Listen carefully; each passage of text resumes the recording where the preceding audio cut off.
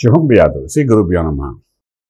జాతక విశ్లేషణ మనం చేసుకుంటూ ముందుకు వెళ్ళిపోతున్నప్పుడు ట్రాన్సిట్ అంటే గోచారం, గ్రహచారం రెండింటినీ కలుపుకుంటూ ఒక వ్యక్తి యొక్క విశేషమైన స్థితిగతుల గురించి మనం మాట్లాడుకుంటూ యోగాలు, రాజయోగాలు, విపరీత రాజయోగాల గురించి మనం చెప్పుకుంటూ ఇప్పుడున్న పరిస్థితుల్లో గురుబలాలు ఎలాగుంది, అలాగే శుక్రబలం ఎలాగుంది, శని బలం ఎంతవరకు ఉంది, కుజబలం ఎంతవరకు ఉంది, ఇవన్నీ చూసుకుంటూ రాజకీయ నాయకులందరికీ కూడా వాళ్ళ రాజ్యంలో నిలబడగలరా, లేకపోతే అధిగమించి ముందుకు వెళ్ళగలరా, లేకపోతే అవయోగంలో కింద పడతారా అనే విషయాలన్నీ మనం జ్యోతిష్ శాస్త్రం ద్వారా ఎన్నో చెప్తున్నాం. అలా ప్రకృతిలో ఉన్న మార్పుల గురించి మనం చెప్తుంటాం. ఫైన్, బాగుంది. ఈ గురువు అంటే బృహస్పతి అనే గ్రహం ఏదైతే ఉందో సంవత్సరానికి ఒకసారి మారుతూ ఉంటుంది. ఒక రాశి నుండి ఇంకో రాశికి వెళ్తుంటుంది. అలా వెళ్తున్న కాలంలోనే ఇప్పుడు మేషరాశి నుండి వృషభంలోకి ప్రవేశించడం అనేది ఏప్రిల్ 28 తర్వాత. కొన్ని పంచాంగాల్లో 29 చెప్తారు, కొన్ని పంచాంగంలో 1వ తారీఖు నుండి చెప్తారు. ఏదైనప్పటికీ 28 తర్వాత మనకేంటంటే బృహస్పతి అనేది మేషరాశి నుండి వృషభంలోకి ప్రవేశిస్తాడు. మేషం నుండి వృషభంలో ప్రవేశించడం ఒక యోగము. దాన్ని మనం ప్రతి సంవత్సరం ఏంటంటే పుష్కరం అంటారు. ఒక్కొక్క రాశిలో మారుతుంటే ఒక్కొక్క పుష్కరం మనకి ఏర్పడుతుంటుంది. ఇప్పుడు నర్మదా నది యొక్క పుష్కరాలు ఆరంభమవుతాయి.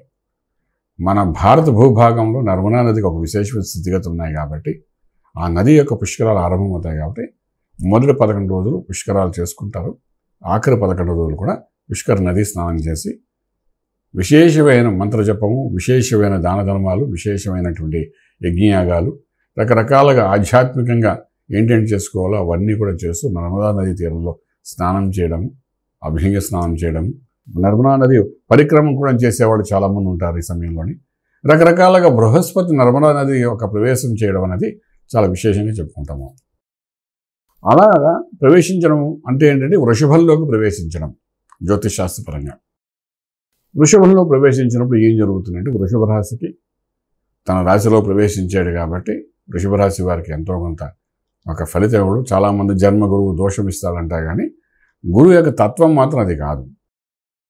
వృషభానికి అధిపతి శుక్రుడు కాబట్టి ఒక్కొక్కసారి శుక్రుడు ప్లస్ గురుడికి మధ్య ఉన్న సమన్వయపరచుకోకుండా ఇబ్బంది పడుతున్నప్పుడు కొంత న్యూట్రల్గా ఉండే అవకాశం ఉంటుందేమో కానీ ఇన్యాచురల్గా ఏ రాశిలో ప్రవేశించినప్పటికీ కూడా బృహస్పతి కొంత శుభఫలితమే ఇస్తారని చెప్పడానికి అవకాశం ఉంది.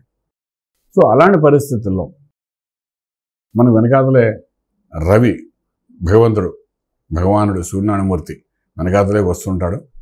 ఆల్రెడీ ఇప్పుడున్న పరిస్థితుల్లో చూసుకుంటే మంత్ ఎండింగ్ వరకు బృహస్పతి ప్లస్ రవి ఇద్దరూ కూడా అస్తంగతులై ఉన్నారు. ఒకే రాశి మీద, ఒకే నక్షత్రం మీద నుండి ప్రయాణం చేస్తుంటారు వాళ్ళిద్దరు. సో ఇటువంటి పరిస్థితుల్లో అస్తంగతులైన గురుడు మళ్ళా మనకు బృహస్పతి వృషభంలోకి వచ్చిన తర్వాత వెనకాతల మళ్ళా 15 రోజుల్లో రవి కూడా వస్తాడు. అక్కడికి వచ్చి 4 రోజులు ఉంటాడు. అంటే ఏమైపోయింది, బృహస్పతి వచ్చిన తర్వాత మొదటి 15 రోజులు అంటే మనకు మే నెల 1వ తారీఖు నుండి 15వ తారీఖు వరకు, 15 కూడా కాదు 14వ తారీఖు వరకు మీకు ఈ రవి యొక్క సంచారం వృషభంలోకి అప్పుడే ఎంటర్ అవుతాడు కాబట్టి 14 వరకు అక్కడ మళ్ళా గురుడు ఏకాంతంగా ఉండడం జరుగుతుంది. కొంత ఫలితాన్ని ఇవ్వడానికి ప్రయత్నం చేస్తాడు. 14 తర్వాత మళ్ళీ 4 రోజుల కాలంలోనే మనకు రవి శుక్రుడు గురుడు కలిసి ఉండడం వలన అస్తంగతుడై ఉంటాడు కాబట్టి గురుబలం తగ్గుతుంది. కాబట్టి మళ్ళా రవి మిథునంలోకి ప్రవేశించేంత వరకు గురుబలం అనేది అక్కడ ఉండదు. సో మిథునంలోకి మనకి ఎప్పుడంటే ఆల్మోస్ట్ జూన్ 15 కల్లా 14-15 తారీఖులో బయలుదేరుతాడు. సో ఈ పరిస్థితుల్లో వృషభంలో గురుడు ఉన్నప్పటికీ కూడా బలం తక్కువగా కూడా ఉంటాడు కాబట్టి కొంత దోషం ఉంటుంది. వాడు ఇవ్వాల్సిన యోగం సంపూర్ణంగా ఇవ్వకుండా ఉంటాడు. ఇది జనరల్గా జరిగేది. ఇటువంటి పరిస్థితుల్లో మేషరాశి వారికి, వృషభ రాశి వారికి, మిథున రాశి వారికి దీని యొక్క ఫలితం ఎలా ఉంటుంది, అలాగే 12 రాశి వారికి ఎలా ఉంటున్న విషయాన్ని మనం విశేషంగా తెలుసుకోవడానికి ప్రయత్నం చేద్దాం. మొట్టమొదట మేషం, వృషభం, మిథునం గురించి మాట్లాడుకుందాం. ఓకే, బృహస్పతి 1వ తారీఖు తర్వాత ఎప్పుడైతే వృషభంలో ప్రవేశించాడో మొదటి 15 రోజులు అంటే మేషరాశి వారికి ముందు మాట్లాడుకుందాం. ధన స్థానంలో ప్రవేశించాడు కాబట్టి లగ్నంలో రాశిలో రవి ఉంటాడు, ధనస్థానంలో బృహస్పతి ఉంటాడు.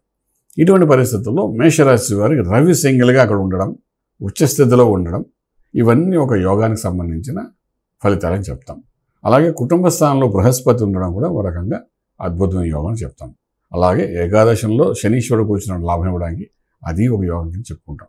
అంచేత మొట్టమొదట 15 రోజులలోని రవి ఏకాంతంగా ఉండడం, బృహస్పతి ఏకాంతంగా ఉండడం, శనీశ్వరుడు ఏకాంతంగా మనకు ఏకాదశంలో ఉండడం, ఈ మూడింటి యొక్క కాంబినేషన్లో ఒక యోగం అన్నది మేషరాశి వారికి జరుగుతుంది. ఆర్థిక బలం పెరుగుతుంది, అలాగే అద్భుతంగా అనుకున్న కార్యాలన్నీ సిద్ధి పొందుతాయి.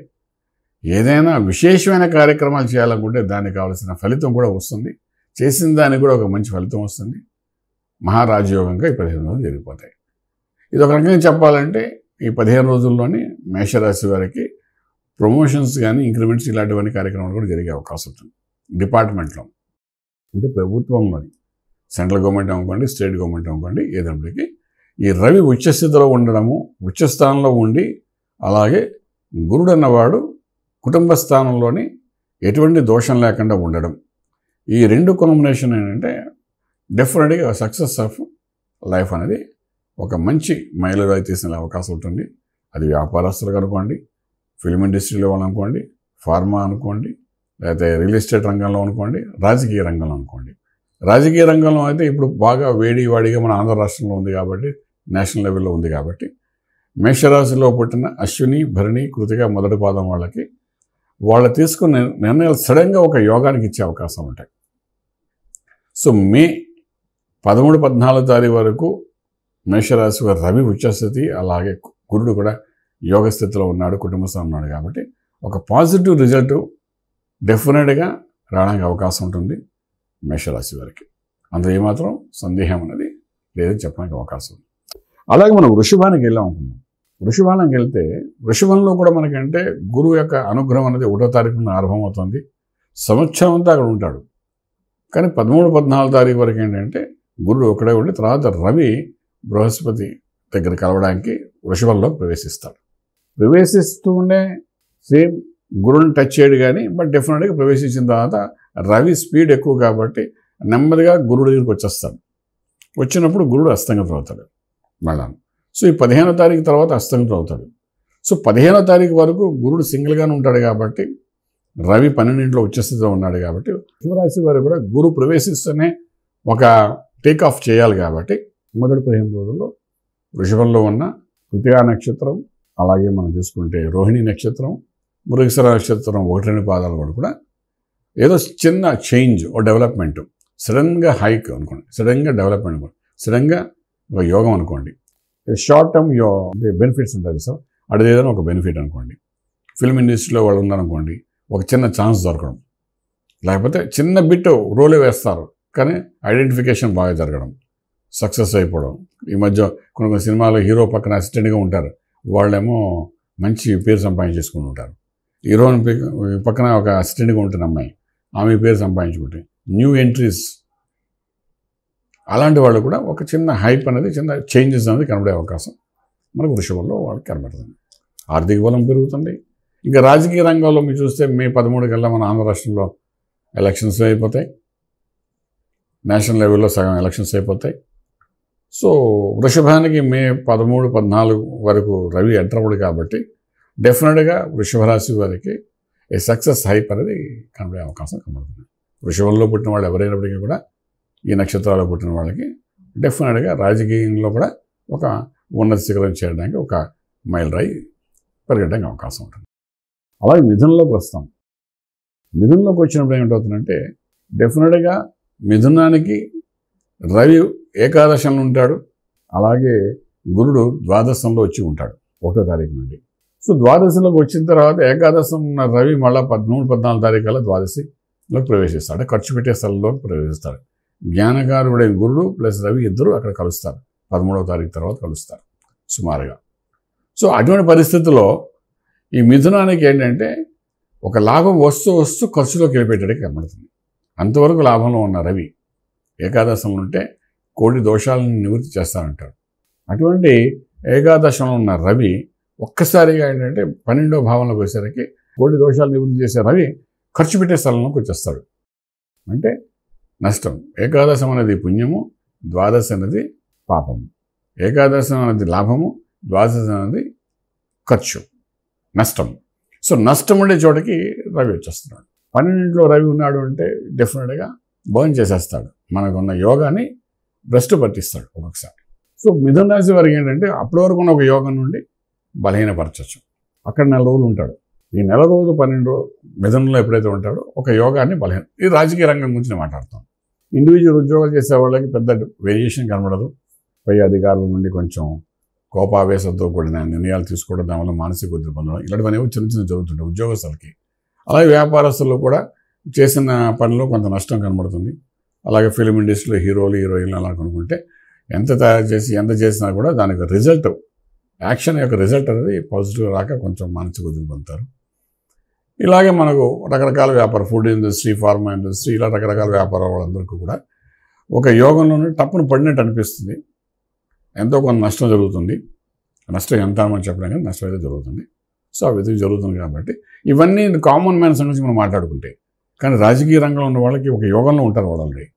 తప్పున ఆ యోగాన్ని బలహీన పడిపోయారండి. ఫర్ ఎగ్జాంపుల్ మనం తీసుకున్న లాస్ట్ ఇయర్ మనకు తెలంగాణలో ఎలక్షన్స్లోని ఒక మహారాజ యోగంలో ఉన్న వ్యక్తి ముఖ్యమంత్రిగా ఉండి తప్పున కింద పడిపోవడం చూసాం. పార్టీ మొత్తం కింద పడిపోయినట్టుగా అయిపోయింది. ఇదంతా అవయోగం. Sudden drop. మహా ఎంతంటే 10 సీట్లు తేడా కూడా లేవు. గెలిచిన వాళ్ళకి ఓడిన వాళ్ళకి మధ్య 10 సీట్లు తేడా కూడా పెద్దగా, 10 సీట్లు వీళ్ళకి ఎక్కువ వచ్చి ఉంటే గవర్నమెంట్ ఫామ్ చేసేవారు. అంటే ఆ చిన్న వేరియేషన్లోనే టక్కన పడిపోయినట్టుగా జరిగింది. సో ఇలా ఏంటంటే రాజకీయ రంగంలో ఉన్నవాళ్ళు ఒక యోగంలో ఉన్న వాళ్ళకి బలహీనపరిచే ఆ యోగాన్ని బంద్ చేసే అవకాశం ఉంటుంది. అంటే చాలా జాగ్రత్తగా హ్యాండిల్ చేయాలి.